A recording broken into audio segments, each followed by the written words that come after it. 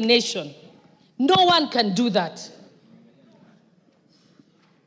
It is unthinkable for a principal assistant to contradict the principal.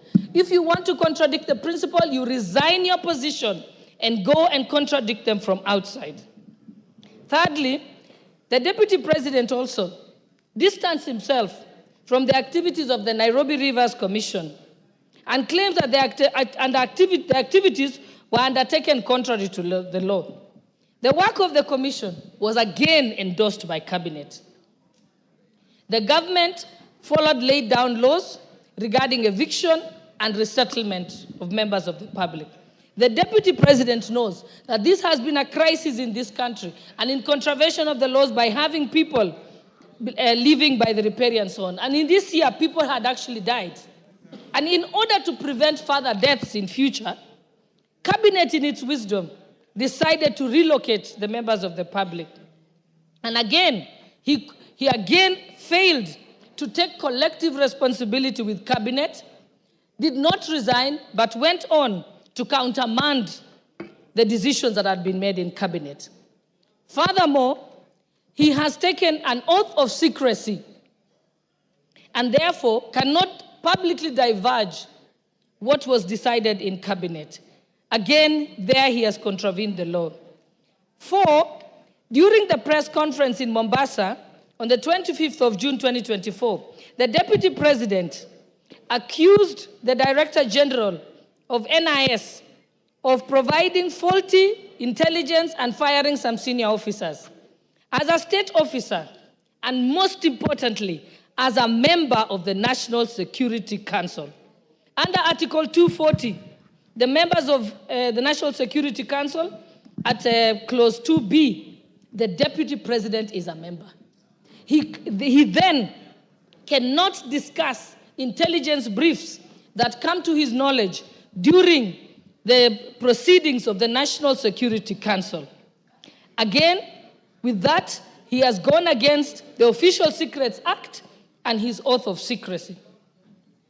And even if he had any reservations, he has opportunity as a member of the National Security Council to raise it at the Security Council proceedings and even to raise it to the president in person, but not to come as if he's an ordinary citizen who is in the opposition and then speak about it in public. That is wrong. In fact, it is juvenile. It reveals him as a person who is unhinged and cannot control their tongue. 5, during the rally in Githurai, Nairobi, which was presided over by the deputy president, with some members of parliament present, he was involved in leading chants that said, Ruto must go. Ruto is a one-term president. He never denounced those statements. What that amounts to is that he is guilty of treason and other allied offenses. That is the Penal Code, Section 40.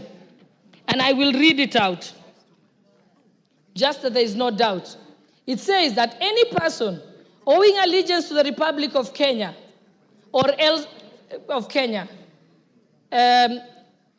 if they compass, imagine, invent, devise any deeds with the intention of the death, the maiming, the wounding, the imprisonment, or restraint of the president is guilty of treason.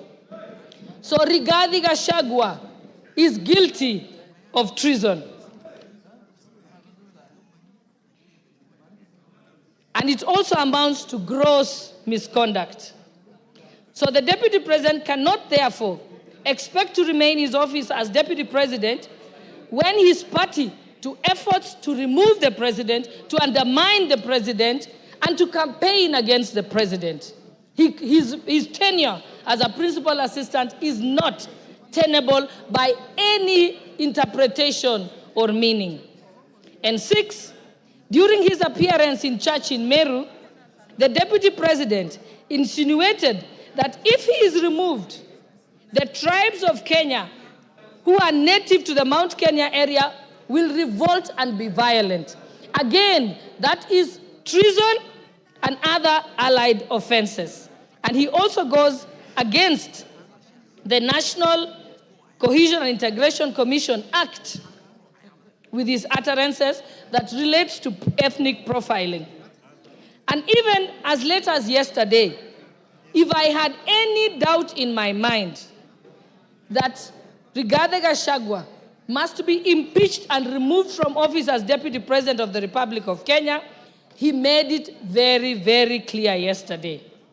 Yesterday, he went on to disclose details of the Kenya Kwanza pre-election pact. This is contrary to non-disclosure agreements that were signed by parties. And without any due regard to these non-disclosure clauses, and without seeking consensus from other principals who are party to those pacts, he went on to sing like a parrot on national television.